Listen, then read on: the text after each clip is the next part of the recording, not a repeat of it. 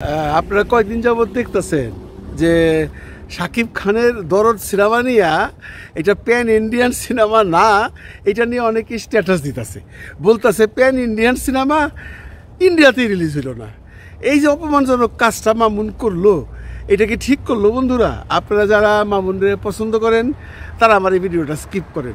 আমি মামুনরে একটু ধোবো। অনেকে বলতে পারেন এই মেয়ে আপনি তো পয়লার থেকেই ধুইতেছেন, কিন্তু এইটা বলেন না কেন? আমি অনেক সময় বা অনেকগুলো ভিডিওতে মামুনের অনেক প্রশংসাও করি নাই? মামুন ভালো কাজ করলে প্রশংসা করব, মামুন খারাপ কাজ করলে তাকে গালাগালি করবো, গালমন্দ করবো, এটাই তো স্বাভাবিক। দেখেন, এই যে সিনেমাটা দরদ, এটা প্রথম থেকেই আমরা শুনতেছিলাম এটা একটা pan Indian cinema. Pan Indian মানে সমগ্র ভারতবর্ষে বিভিন্ন ভাষায় মুক্তি পাবে।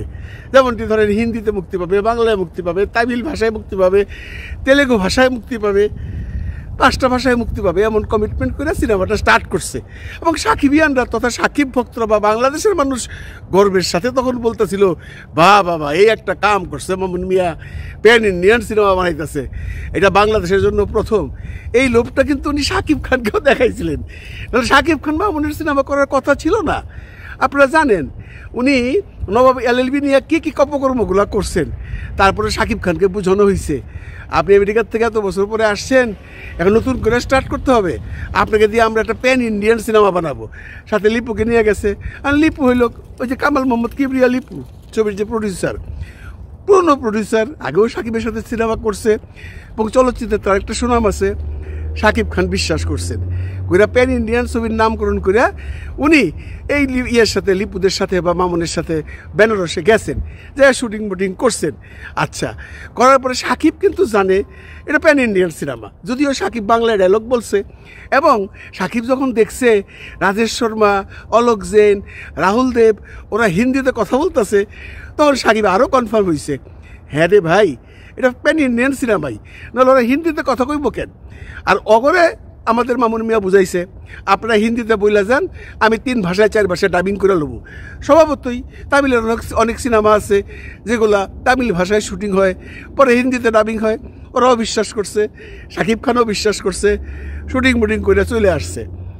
তারপরে বিভিন্ন ঝট ঝামেলার পর অনেক দিন ছবিটা পড়ে আসছিল, আপনারা জানেন, এর বিস্তারিত গেলাম না।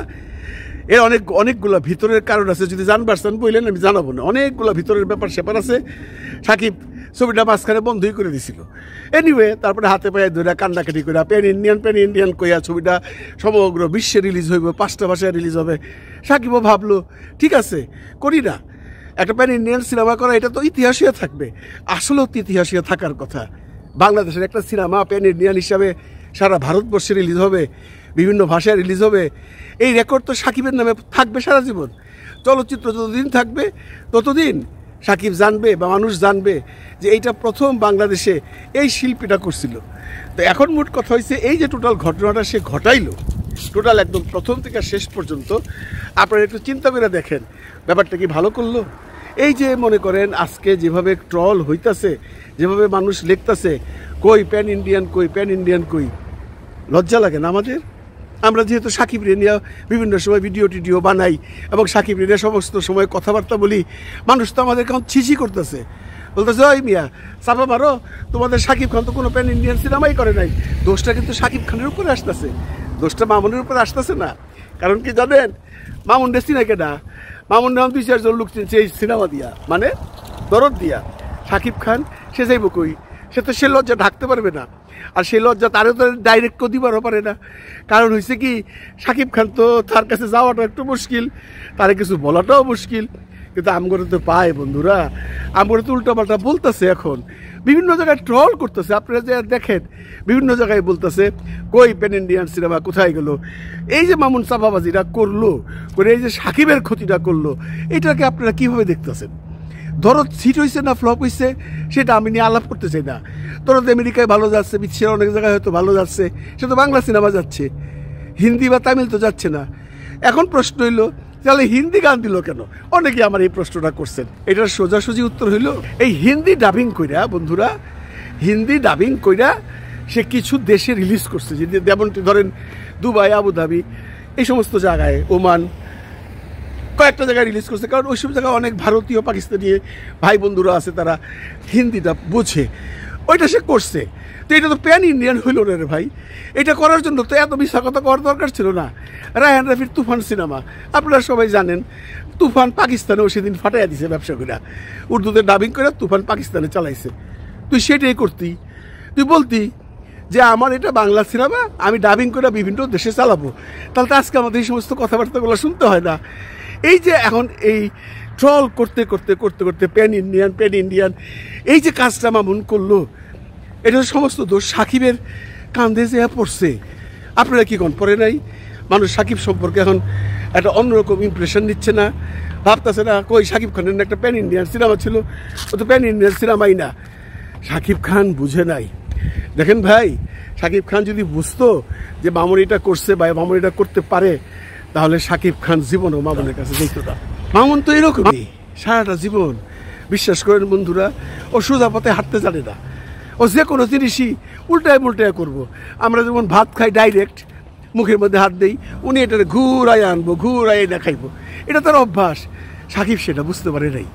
সাকিব তারে বিশ্বাস করছে, সাকিব তার চেয়ে বেশি লিপুরে বিশ্বাস করছে, ওরা সিনেমাটা করছে। সিনেমাটা যেমন হয়েছে তেমন হয়েছে, এটা নিয়ে আলোচনা শেষ হয়ে যেত। কিন্তু আজকে এই যে প্যান ইন্ডিয়ান কইয়া সে যে কাজটা করলো, এটা কিন্তু শেষ হইব না, এটা কিন্তু থাইকা যাইব। কথায় কথায় সাকিব বিরোধীরা, কথায় কথায় সাকিব হেটার্সরা আম করে পারলে একটা করে খুঁচা মারবো, বলবো ওই তোকে সাকিব না একটা প্যান ইন্ডিয়ান সিনেমা করছিল, কই ওটা রিলিজ হয়েছে, প্যান ইন্ডিয়ান ছবি হয়েছে?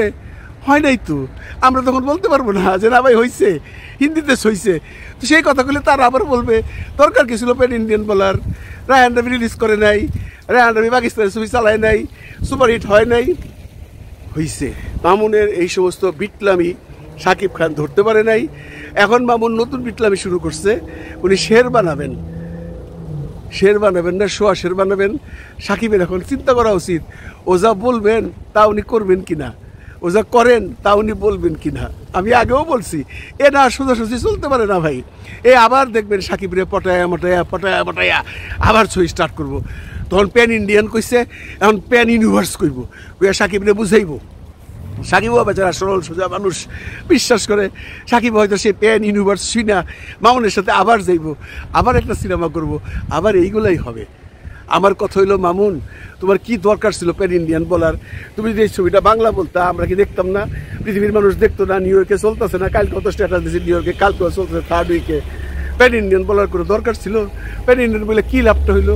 তোমার তো লাজ শরম নাই, তোমার তো কোনো ইজ্জত নাই।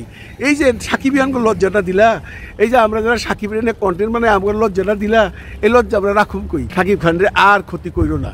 সাকিব উপরে উঠতেছে, সাকিব ইন্ডাস্ট্রিতে নিয়ে হোল ওয়ার্ল্ডে পরিচিত করাইতেছে, করবার দাও, তাহলে তুমি ডিস্টার্ব করো না। চাপাবাজি করে সিনেমা বানাইও না, মিশা কথা সিনেমা বানাইও না, এগুলোকে পাবলিকরে ধোকা দিয়া পাবলিকের মন থেকে উঠে যাইতেছো। তুমি যদি অবশ্য কোনো মনে ছিল না, তোমার কেউ প্রথম থেকেই পছন্দ করতো না সেই নবাবের থেকে, এইবার তো সাকিব রেডিয়া বানাইছিলাম দেখা তোমার সবাই একটু বাহাবা দিচ্ছিল।